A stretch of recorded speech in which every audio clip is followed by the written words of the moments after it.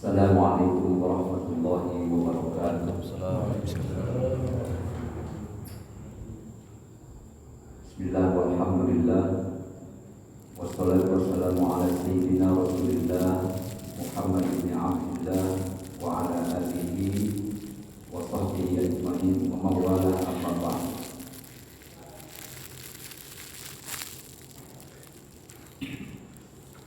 Alhamdulillah wa syukru ala ni'amillah. Pada malam ini kita masih bisa melanjutkan tahlil kita, melanjutkan surah Al-Maidah ayat 54. Al-Maidah, surah Al-Maidah ayat 54.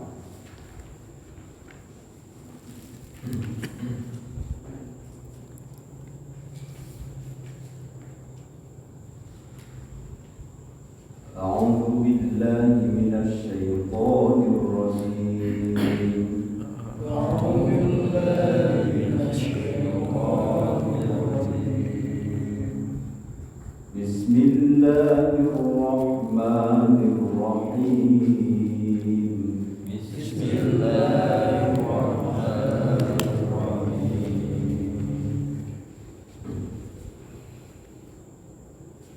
Ya ayyuhalladzina amanu man yartadda minkum an dinihi. Ya ayyuhalladzina amanu man yartadda minkum an dinihi.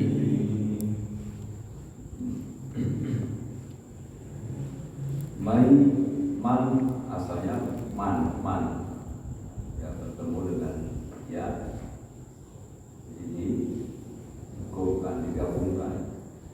Man yartadda minkum an dini, sama ipa juga. Man ya rohnya Mai, jadi jangan kelihatan mai yau, jangan itu, jangan terdengar rohnya seperti dipatahkan, jangan. Mai yau tadda minkum an dini. Berarti kita ulangi dari mayat tanda. Man yartadda minkum an dinihi fasawfa ya'ti Allahu biqaumin yuhibbuhum.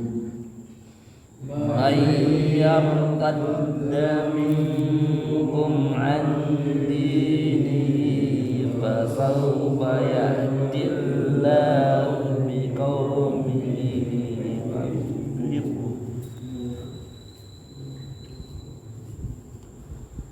Kita ulangi lagi dari Fasawfa. Fasawfa ya'ti Allahu biqaumin yuhibbuhum wa yuhibbunahu adillatin 'alal mu'minin. Fasawfa ya'ti Allahu biqaumin yuhibbuhum wa yuhibbunahu adillatin 'alal mu'minin.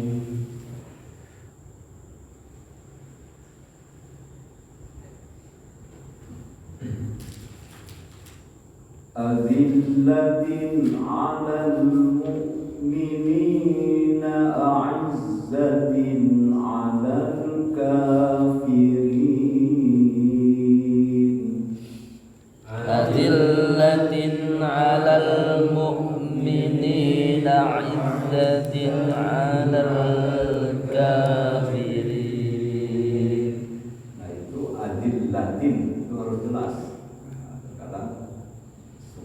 mendengar dibacanya ragu gitu, ragu. Padahal itu harus jelas. Adillatin, langsung alat. Adillatin 'alal mu'minina a'izzatin jangan salah juga. Pertama alif hamzah a, yang kedua ain a'izzatin.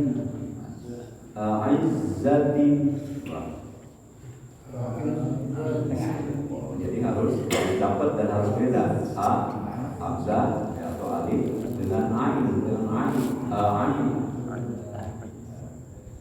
ulangi ya. Adillatin 'alal mu'minina a'izzatin 'alal kafirin.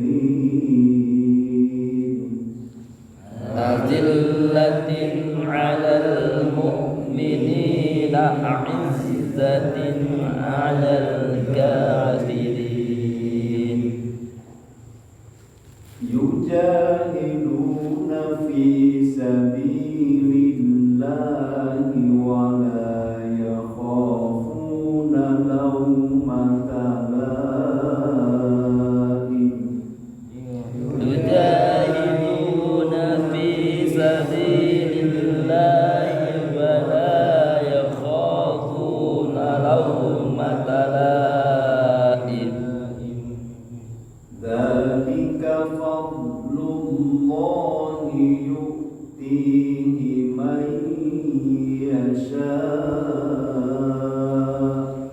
Dzalika fadlullahi yu'tihi man yasha. Dzalika fadl ya. Jadi tidak ada pantulan. Fadl bukan fadl. Kalau ditahan ada mantan ada manyun. Fadlullah dzalika fadl ya. Dzalika fadlullah yu'tihi man yasha. Dzalika fadlullahi yu'tihi man yasha. Wallahu wasi'un alim. Wallahu wasi'un alim. Makna wallahu a'lam bimurad, hakil murad. Ya ayyuhalladzina amanu, wahai orang-orang yang beriman, may yartadda, siapa saja yang murtad, siapa saja dia orang yang beriman itu murtad, ya, minkum di antara kalian, andinihi dari agamanya. Murtad itu apa artinya? Dia mukmin tapi sudah keluar dari Islam, muslim tapi sudah keluar dari keislamannya, lepas dari keimanan, makanya itu disebut dengan murtad. Jadi murtad itu adalah keluar atau lepas dari keimanan atau keislaman. Minkum di antara kalian semua. Jadi yang dipanggil orang yang beriman berarti siapa saja orang yang beriman lalu dia lepas dari keimanannya, murtad, fasaufa ya'tillahu, maka nanti Allah akan mendatangkan di qaumin yuhibbuhum, dengan kaum yang mencintai mereka. Yuhibbuhum, Allah mencintai kaum itu, wa yuhibbunahu, dan mereka juga mencintai Allah. Pada ayat ini Allah menegaskan bahwa orang-orang yang sudah beriman kepada Allah, mereka seperti pada ayat di atasnya itu, ayat 51, tidak boleh orang yang beriman itu menjadikan Yahudi dan Nasrani itu sebagai aulia, sebagai pemimpin, sebagai penolong, sebagai teman setia. Tidak boleh, karena itu bisa mendatangkan atau melepaskan keimanan. Maka banyak pada saat itu mereka lebih memilih setia atau mengikuti kepada orang yang berbeda akidah, kepada yang berbeda keyakinan. Mereka lebih percaya, padahal sudah beriman, tapi lebih mau mengikuti ajakan orang-orang yang belum beriman. Dia sudah beriman, tapi masih mengikuti Yahudi, masih mengikuti Nasrani, maka itu dikatakan murtad, karena sudah lepas keimanan. Pada zaman sahabat Abu Bakar Siddiq itu banyak sekali orang yang sudah beriman kepada Nabi, tapi pada periode sahabat itu banyak yang murtad hanya gara-gara dia ingkar kepada salah satu rukun iman, rukun Islam, yaitu tidak mau mengeluarkan zakat. Nah, pada saat itu, pada zaman Abu Bakar Siddiq, orang-orang yang beriman banyak sekali yang murtad gara-gara mereka tidak mau mengeluarkan zakat, tidak mengakui, membantah, melawan kepada Abu Bakar Siddiq. Maka disitulah Abu Bakar Siddiq radhiyallahu anhu berjuang melawan orang-orang yang munafik tadi, orang-orang yang membangkang tadi, agar mereka mempercayai tentang zakat. Nah, pada ayat ini kita mengambil hikmah dan pelajaran, sekaligus juga menambah pengetahuan bagi kita bahwa orang-orang yang mayyartadda minkum an dini, lepas dari keyakinannya, lepas dari keimanannya, sesungguhnya bagi Allah tidak ada masalah, tidak memadorotkan Allah, tidak masalah. Apakah karena orang orang menjadi murtad itu lalu Allah berkurang ketuhanannya? Tidak. Apakah banyaknya orang lepas dari agama Islam, lalu apakah Allah berkurang kekuasaannya? Tentu tidak. Bagi Allah sedikit pun tidak berkurang kekuasaannya, keesaannya, kehebatannya, dan lain sebagainya. Tidak berkurang sedikit pun, bahkan tidak memadorotkan Allah sedikit pun. Kalau manusia barangkali dia sudah punya pengikut 100 misalnya, 10 berkurang, itu sedikit berkurang kekuatannya, gitu. Seorang komandan punya pasukan ketika bertempur, ini sudah gugur 20 orang, tinggal separuh, berkurang kekuatannya sebagai komandan, karena pasukannya sudah sebagian sudah gugur, sudah membelot, ada yang membelot, ada yang gugur. Tetapi Allah sama sekali tidak berkurang kekuasaan Allah hanya karena banyak yang murtad.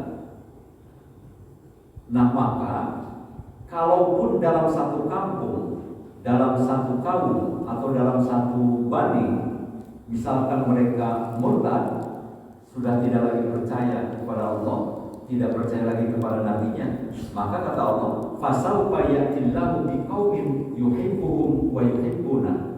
Mungkin di daerah itu banyak orang yang murtad, tapi Allah akan mengganti di tempat lain suatu kaum, suatu kelompok, suatu bani, kalau sekarang menjadi bani atau kabilah, yang yuhibbuhum wa yuhibbuna,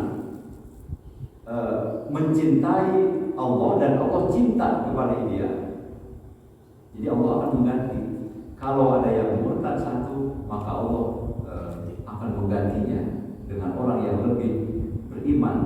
Kalau satu kaum jauh dari agama, itu Allah pasti akan menggantinya di kaum yang lain dengan yang lebih mencintai kepada Allah, wa yuhibbunahu, dan Allah juga cinta kepada kaum itu. Makanya kalau satu kampung, satu kaum yang beriman kepada Allah lalu mencintai kepada Allah, Allah pasti akan mencintai kampung tersebut. cinta kepada kamu tersebut, keberkahannya dengan lutfinya Allah Subhanahu wa taala, maka akan menebar kepada satu kampung itu. Kalau baldatun thayyibatun wa rabbun ghafur, sebuah bangsa yang baik, yang thayyibah dan diridhoi oleh Allah Subhanahu wa taala, itu kan cita-cita dari sebuah bangsa yang dipelopori, yang digagas oleh Nabi Shallallahu Alaihi Wasallam menjadi thayyibatun wa rabbun ghafur, bangsa yang baik, yang sejahtera dan diridhoi oleh Allah. Syaratnya adalah dia beriman kepada Allah Subhanahu wa taala. Nah, jadi wa yuhibbuna, saling mencintai Allah, dia mencintai Allah, mereka mencintai Allah, suatu kaum itu, wa yuhibbuna, dan Allah cinta kepada kaum itu. Kemudian apa? Lanjutkan, adzillatin 'alal mu'minin, mereka penuh kasih sayang terhadap sesama orang-orang yang beriman, diliputi dengan rasa kasih sayang. Azillah, saling memberi, saling menasehati, saling mengayomi, saling mengajak kepada kebaikan, saling nasihat, menasehati, cinta kasih antar sesama, alal mu'minin. Nah, lalu apa? A'izzatin 'alal kafirin, tapi tegas terhadap orang-orang kafir. Jadi tegas. A'izzah itu ya lebih tegas, keras, artinya jelas batasan-batasan. Mana pergaulan yang dibolehkan dengan sesama, dengan terhadap orang yang berbeda keyakinan, mana yang tidak boleh. Itu tegas namanya. Keras dan juga lebih kepada tegas. Artinya ada batasan-batasan yang tidak boleh dilakukan, yang tidak boleh dilampaui. Nah, suatu kaum yang mencintai Allah, lalu Allah cinta kepada kaum itu, adillatin 'alal mu'minin, sesama mukmin saling mengasihi, dan juga a'izatin 'alal kafirin, tegas kepada orang-orang kafir. Jadi bukan lagi mencela-mencela yang seperti di atas disebutkan tadi, keluar dari agamanya karena dia menjadikan pemimpinnya menjadikan panutannya dan selalu bersekutu dengan yang berbeda keyakinan. Yujahiduna fi sabilillah, selain saling mencintai, selain juga tegas kepada orang-orang kafir, kaum itu akan yujahiduna fi sabilillah, mereka senantiasa berjihad di jalan Allah. Jadi dalam kesehariannya senantiasa dihikmatkan dirinya berjihad di jalan Allah. Yujahiduna fi sabilillah. Berjihad itu kan mempertahankan agama, mempertahankan keyakinan, itu berjihad. Dengan cara apa? Tentu yang kita pahami tidak hanya dengan senjata saja berjihad itu, dengan ilmunya, dengan pemikirannya, dengan hartanya, dengan tenaganya, dengan seluruh kemampuan yang dimiliki lalu dicurahkan untuk mempertahankan agama. Itu jihad fi sabilillah. Itu jihad fi sabilillah. Jadi jihad itu bukan lempar bom di gereja, bukan lempar bom di kantor pemerintahan, bukan. Orang di negara kita lagi damai-damainya bikin bom, jadi bikin rusuh, itu kan bukan jihad namanya. Orang di kita lagi damai kok malah teriak-teriak pemimpinnya zolim misalnya, kan begitu. Jadi jihad, jadi semua kita bisa berjihad. Jihad itu bukan dalam sebuah kondisi negara yang dalam yang keadaan tidak aman saja, bukan. Jihad itu bukan dalam sebuah kondisi negara yang sedang dijajah saja, bukan. Tapi jihad itu dalam kondisi apapun, termasuk dalam kondisi sebuah negara bangsa yang aman damai. Bagaimana caranya mempertahankan kedamaian dan keamanan itu sehingga terjagalah syariat agama, itu juga jihad. Melaksanakan syariat agama Islam dalam sebuah konstitusi negara yang bukan landasannya Islam, itu juga jihad. kita mengganti sistem negara nggak bisa sampai kapan kita. Kalau mampu silakan kan gitu. Tapi masa menunggu sampai nanti negara jadi ganti baru kita melaksanakan syariat Islam keburu mati kan begitu. Jadi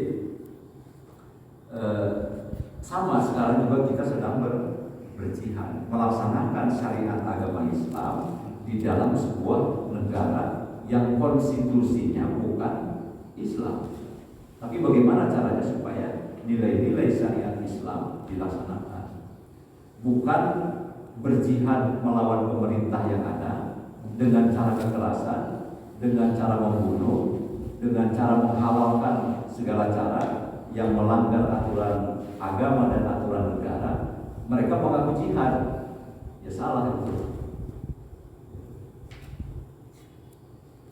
Nah, jadi jihad itu sungguh luar biasa di dalam berbagai situasi dan kondisi. Jadi tidak dimaknai hanya sebatas mengangkat senjata lalu membunuh orang lain yang berbeda. Tidak itu maknanya. Nah, itu akan ada satu kaum nanti jihadnya betul-betul yujahiduna fi sabilillah di jalan Allah. Bukan jihadnya versi nafsunya manusia, bukan, tapi jihad betul-betul fi sabilillah. Wala yakhafuna laumata laim, dan mereka takut, tidak takut, wala yakhafuna, dan mereka tidak takut laumata laim, celaan dari orang-orang yang mencela. Satu kaum, mungkin kaum itu entah pemimpinnya, entah kelompok anggota masyarakatnya selalu dicela, selalu dihina, tetapi dia tahan terhadap hinaan itu, tahan terhadap celaan itu. Mau dibilang zolim, dia tidak mudah marah. Mau dibilang apalagi otoriter, tidak marah. Biarkan aja orang mencela, yang penting dia tidak melakukan itu. Itu akan ada satu kaum yang diberikan oleh Allah tahan banting lah kira-kira, walaupun dia dicela, dicaci maki, pokoknya diapain lah segala macam. Kalau istilahnya populer sekarang mungkin dibunuh karakternya misalnya, fisiknya nggak bisa dibunuh, tapi karakternya dibunuh, dituduh ini, dituduh PKI lah segala macam, begitu ya, dan lain sebagainya misalnya. Tapi dia tahan, tidak balik menyerang, tidak melawan, karena dia berteguh berjihad di jalan Allah. Sungguh kalau ada orang yang mencela tidak apa-apa, itu manusia, karena celaan manusia itu pasti ada batasnya. Kalau celaan itu, apalagi tuduhan itu, fitnah itu tidak tidak benar atau sifatnya fitnah, maka itu akan kembali kepada orang yang memfitnah dan mencela itu. Jadi wala yakhafuna laumata laim, mereka tidak takut celaan orang-orang yang mencela. Dzalika fadlullahi yu'tihi may yasha, itulah karunia Allah yang besar. Saya sering membayangkan pemimpin kita ini Indonesia, Pak Jokowi, bagaimana kurangnya dicela orang. Dia orang nomor satu, kalau mau ngapain juga mungkin bisa kan gitu ya. Ada orang mencela, ambil culik aja itu sangat bisa gitu ya.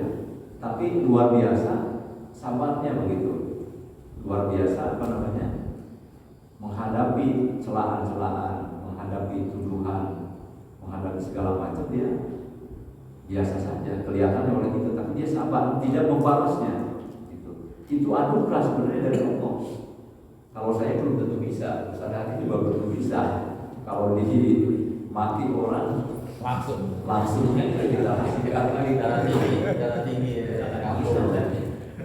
itu karunia Allah. Satu kaum baik pribadi maupun kelompok masyarakat yang bisa seperti itu, wala yakhafuna laumata laim, dzalika fadlullah yu'tihi may yasha, itu karunia Allah. Karunia itu melebihi segala-galanya, nikmat yang sangat besar, anugerah yang sangat besar, may yasha, yang diberikan Allah kepada orang yang dikehendakinya. Jadi tidak semua bisa, itu sudah kehendak Allah. kalau kita baca sejarah dari pemimpin dunia, ini kan banyak yang otoriter, banyak yang pemarah, kritik sedikit, ya dihabisi misalnya kan itu banyak kan pemimpin dunia itu. Tapi kalau kita pikir pemimpin kita ini begitu luar biasanya, Masya Allah, kesabarannya. Mudah-mudahan ini karunia Allah kan gitu ya. Dzalika fadlullah yu'tihi may yasha. Sebab kalau ini bukan karunia Allah, rasanya berat.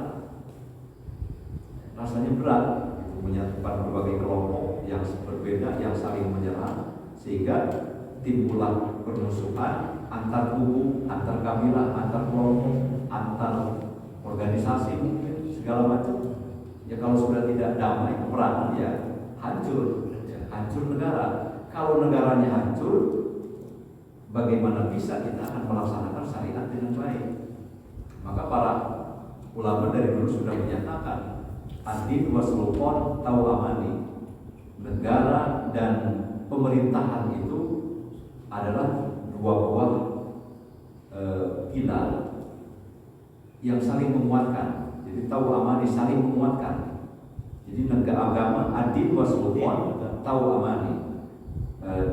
Agama dan negara atau sultan atau pemerintahan itu adalah dua pilar yang tidak bisa dipisahkan, satu sama lain saling menguatkan. Kalau negaranya hancur, ya agama bagaimana bisa mau ditegakkan di sebuah negara itu? Atau sebaliknya, kalau agamanya juga tidak terlaksana, negara juga akan menjadi hancur. Maka itu dua-duanya harus terlaksana. Para cendekia, para ulama berjuang dengan kemampuannya untuk menyebarkan ilmu-ilmu agama, untuk melaksanakan syariat. Kemudian sultan, para pemimpin pemerintahan juga menegakkan hukum-hukum yang memang sudah disepakati, sehingga keduanya ini saling menguatkan. Ini sudah berapa abad yang lalu dinyatakan oleh para ulama bahwa ad-din wa sultan tahu aman. Nah, kita kembali, dzalika fadlullah yu'tihi may yasha. Ini adalah karunia dari Allah. Kalau bukan karunia dari Allah, hancur. Bagaimana kita saksikan Suriah hancur? Mayoritas agama apa di sana? Muslim mayoritas. Hanya perbedaan pandangan, perbedaan pendapat satu dengan yang lainnya. Ada yang Sunni, ada yang Syiah, ada yang berbagai macam, Wahabi segala macam, sehingga mereka berjuang menurut kepentingannya masing-masing, bukan kepentingan bangsa, bukan, tapi kepentingan kelompoknya. Sehingga kalau yang ini kuat, yang ini lemah, yang kuat menindas yang lemah. Nah, pemerintahannya tidak kokoh, sehingga hancurlah negara-negara itu mayoritas juga Muslim. Jadi kita saksikan di berbagai negara, termasuk juga di Yaman kan, itu semua sama perebutan kekuasaan yang tidak didasari oleh nilai-nilai agama yang sebenarnya, karena mereka terlalu diharam itu kan, mereka mementingkan kelompok, kabilah, pengennya kabilah ini yang paling berkuasa. Jadi memang sudah bawaannya begitu. Mereka itu merasa kelompoknya yang paling hebat. Jadi subiah mereka itu berdasarkan subiah. Alhamdulillah kita Indonesia bukan berdasarkan kelompok itu, bukan berdasarkan suku, tetapi kita semua mempunyai derajat yang sama di hadapan hukum, derajat yang sama di hadapan Allah Subhanahu wa taala. Yang membedakan manusianya itu hanya adalah takwa, hanya adalah perilaku, amal soleh, kan begitu. Sehingga itulah yang bisa menyelamatkan sebuah bangsa, sebuah negara. Nah, jadi dzalika fadlullah yu'tihi may yasha, ini begitu luas maknanya, tafsirannya. Harus kita syukuri memiliki kita berada di sebuah bangsa, di negara Indonesia memiliki pemimpin yang sangat luar biasa melindungi, menjaga keutuhan bangsa. Jadi jangan sampai kita menuduh pemimpin kita tidak memikirkan agama. Justru dengan mereka tegak lurus mempertahankan konstitusi Indonesia yang sudah disepakati bersama sebagai Misakon Gorijo. Pemerintah Indonesia ini kan Misakon Gorijo, sebuah kesepakatan bersama untuk membangun sebuah bangsa dan negara, dan juga agar terlaksananya syariat agama. Nah itu harus dipertahankan. Mudah-mudahan ini menjadi sebuah karunia yang luar biasa yang diberikan oleh Allah, tidak diberikan kepada seluruh bangsa, tidak diberikan kepada seluruh kaum, seluruh kelompok, tapi ini mayyasha. Jadi maknanya hanya kehendak Allah